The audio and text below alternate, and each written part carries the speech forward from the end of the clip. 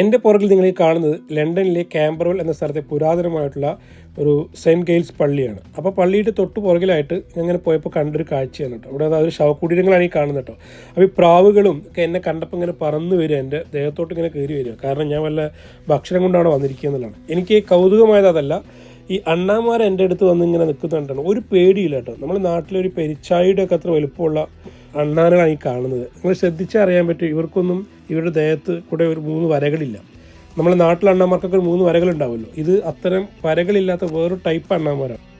നമ്മുടെ നാട്ടിലെ അണ്ണാമാരുടെ ദേഹത്ത് ഇങ്ങനെ 3 വരകൾ വന്നതുമായി ബന്ധപ്പെട്ട് നമുക്കൊരു ഐതിഹ്യം ഉണ്ടല്ലോ. ശ്രീരാമൻ ഇങ്ങനെ തലോടിയതാണെന്നൊക്കെ പറഞ്ഞ്. അപ്പോൾ ശ്രീരാമൻ ഇവിടെ ഇല്ലാത്തത് കൊണ്ട് ഇവിടുത്തെ അണ്ണന്മാരുടെ ദേഹത്ത് അത്തരം ഒരു വരകളില്ല എന്ന് നമുക്ക് വേണമെങ്കിൽ തമാശയായിട്ട് പറയാൻ പറ്റും. അത് രണ്ടും വേറെ ടൈപ്പ് ജീവിവർഗങ്ങളായതുകൊണ്ടായിരിക്കാം. കാരണം ഇത് കുറച്ച് നല്ല തടിമാടന്മാരായിട്ടുള്ള അത്യാവശ്യം ഒരു വലിയൊരു എലിയുടെ വലിപ്പമുള്ള അണ്ണന്മാരാണ്. അപ്പോൾ ഇവർ നമ്മളെ കണ്ടതും ഓടി വരികയാണ്, കാരണം വല്ലതും ഭക്ഷണം കിട്ടുമോ വെച്ചിട്ട്. അപ്പോൾ അതെനിക്കൊരു കൗതുകമായിരുന്നു. നമ്മുടെ നാട്ടിലൊക്കെ നമ്മളെ കണ്ട ഓടി ഒളിക്കുന്ന ആൾക്കാരാണ്. അപ്പോൾ ഞാനത് ജസ്റ്റ് നിങ്ങൾക്ക് അറിയാൻ വേണ്ടി ഒന്ന് പകർത്തിയെന്ന് മാത്രം.